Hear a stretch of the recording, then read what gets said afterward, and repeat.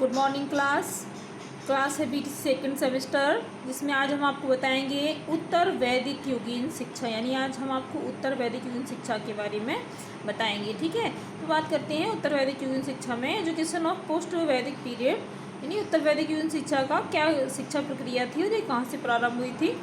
तो ब्राह्मण युगीन शिक्षा व्यवस्था वैदिक कालीन का शिक्षा का अंतिम रूप है, इसीलिए इसे उत्तर वैदिक शिक्षा अथवा ब्राह्मणीय उपनिषद काल के नाम से भी जाना जाता है। ठीक है, वैदिक युग में शिक्षा का उद्देश्य आध्यात्मिक विकास करना होता था। यानी वैदिक युग में शिक्षा का मुख्य उद्देश्य था, क्या था? आध्यात्मिक विकास करना। ठीक, आध्यात्मिक विकास करना होता था, परंतु धीरे धीरे उत्तर वैदिक काल में यज्ञ, हवन, कर्मकांड, वाह, आडंबर तथा दिखावे का बोलबाला हो गया। मतलब उत्तर वैदिक काल में धीरे धीरे क्या हो गया? यज्ञ, हवन, कर्मकांड, वाह, आडंबर तथा दिखावे का बोलबाला हो गया। जो उत्तर वैदिक काल में कौन कौन सी क्या क्या प्रक्रिया होने लगी? हवन वगैरह।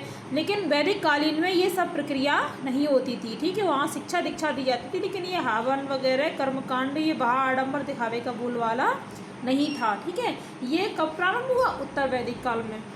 चलिए बात आगे करते हैं। अतः वैदिक कालीन शिक्षा का समापन 1400 ईस्वी पूर्व होता है। यानी जो वैदिक कालीन शिक्षा है उसका समापन कब हुआ? 1400 ईसा पूर्व में होता है।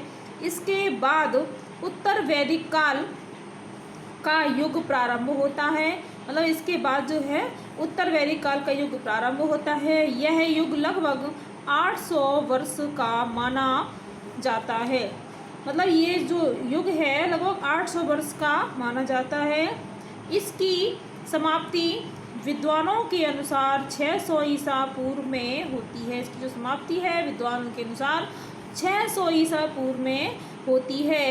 यह समय ऋग्वेद काल के अंत और बौद्ध तथा जैन धर्म के उदय के मध्य का था। ये जो समय था ऋग्वेद काल के अंत और बौद्ध तथा जैन धर्म के उदय का के मध्य का, यानी मध्य का मतलब बीच का समय था। ठीक है, बौद्धकालीन और जैन धर्म के बीच का ये समय था। ठीक, अब बात करते हैं उपनिषद, अरण्य, ब्राह्मण आदि ग्रंथों की रचना इसी युग की देन है। जो उपनिषद हैं, अरण्य हैं, ब्राह्मण आदि युग की ये जो ग्रंथ हैं इसकी रचना किसमें हुई? उत्तर वैदिक युग में। पूछा भी जाता है कि आपका एग्जाम वगैरह में कि उपनिषद, अरण्य और ब्राह्मण की जो रचना है वो कौन सी युग में हुई है, तो आप लोग याद रखिए उत्तर वैदिक युग में। ठीक है, इसी युग की देन है दर्शन की 6 शाखाएं सांख्य, योग, न्याय, विशेषज्ञ, कर्म तथा वेदांत का विकास भी इसी युग में हुआ।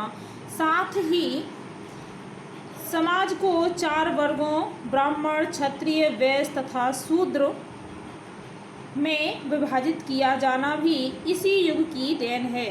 ठीक है, इस युग में सूत्र साहित्य का सृजन भी हुआ था। मतलब जो जाति पाति का भेदभाव वगैरह ये सब जितने भी वो थे, मतलब ये सब उत्तर वैदिक युग में ही हुए थे। ब्राह्मण, क्षत्रिय, वैश्य तथा शूद्र का विभाजन भी इसी जो युग में हुआ था। किसमें? उत्तर वैदिक कालीन युग में। ठीक है, अब बात करते हैं। अतः इसे सूत्रकालीन शिक्षा के नाम से भी संबोधित किया जाता है। याद रखना, इसे सूत्रकालीन, ठीक है, इसे सूत्रकालीन शिक्षा के नाम से भी संबोधित किया जाता है। इस युग में मतांतर, यज्ञ, मान व जाति प्रथा, उपनयन संस्कार प्रणाली, कर्मकांड, वर्ण के आधार पर शिक्षा व्यवस्था, सूत्र तथा स्त्रियों को शिक्षा से वंचित रखना आदि कार्य किए जाते थे। किसमें? उत्तर वैदिक कालीन युग में। ठीक है, बल्कि वैदिक कालीन युग में ये सब प्रथा नहीं थी। ठीक है, वैदिक काल में तो हमने आपको पिछली कक्षा में भी बताया था कि वैदिक काल में कोई जाति पाति का भेदभाव नहीं था, सबको एक समान शिक्षा दीक्षा दी जाती थी और स्त्रियों को भी पूर्ण शिक्षा ग्रहण करने का अधिकार था। लेकिन उत्तर वैदिक काल में क्या है? उत्तर वैदिक काल में स्त्रियों को पूर्ण शिक्षा ग्रहण करने का अधिकार प्राप्त नहीं है। ठीक है, तो इसी को देखते हुए आज की हमारी क्लास समाप्त होती है। Thank you.